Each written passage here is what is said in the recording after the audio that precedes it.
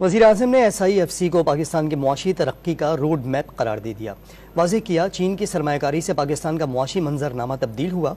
सरमायाकारी सहूलत काउंसिल की apex committee ने कई मंसूबों की मंजूरी भी दे दी।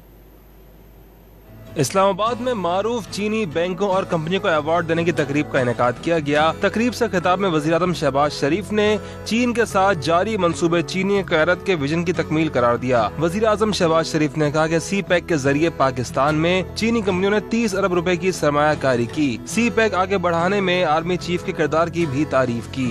The institution of Pakistan Army, led by General Syed Asim Munir, who has personally contributed in this program in a way that it has no parallel in the past, and it is not because of he wants his personal promotion, but he is totally dedicated to promote the cause of Pakistan.